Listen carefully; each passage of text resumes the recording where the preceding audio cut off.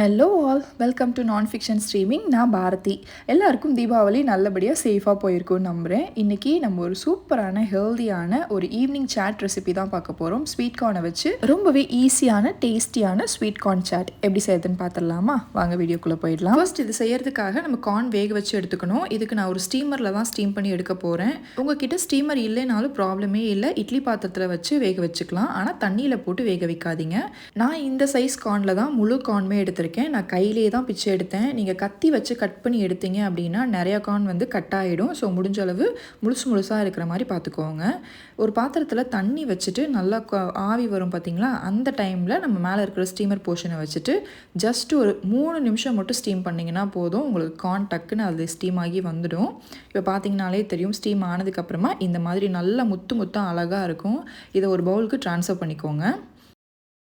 இன்றைக்கி நான் செய்ய போகிற சாட்க்கு நான் பட்டர் ஆட் பண்ணிக்க போகிறேன். உங்களுக்கு பட்டர் வேணான்னா நீங்கள் தாராளமாக ஸ்கிப் பண்ணிக்கலாம். இது கூட தேவையான அளவுக்கு உப்பு சேர்த்துக்கோங்க. 1/4 டீஸ்பூன் மிளகாத்தூள், அதுக்கப்புறம் சாட் மசாலா நான் கொஞ்சமாக யூஸ் பண்ணிக்கிறேன். நீங்கள் சாட் மசாலா இல்லை அப்படின்னா கொஞ்சமாக ஜீரகத்தூள், மிளகுத்தூள் சேர்த்துக்கோங்க.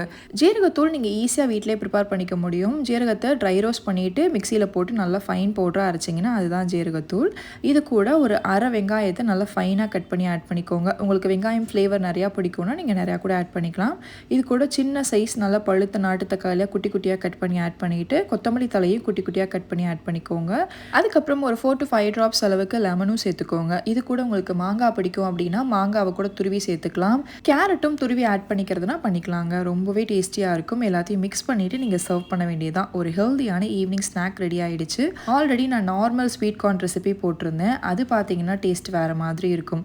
இதில் நம்ம வெங்காயம் தக்காளி எல்லாமே போட்டிருக்கிறதுனால இது டேஸ்ட் வேறு மாதிரி இருக்கும். கம்ப்ளீட்டாக வேறு மாதிரி இருக்கும். நீங்கள் கண்டிப்பாக ட்ரை பண்ணி பாருங்கள். ட்ரை பண்ணி பார்த்துட்டு எப்படி இருந்துச்சுன்னு கமெண்ட்டில் கண்டிப்பாக சொல்லுங்கள். நம்ம பேஜை மறக்காமல் ஃபாலோவும் பண்ணிக்கோங்க. வேறு ஒரு ரெசிபியில் உங்களை நான் மீட் பண்ணுறேன். பாய்.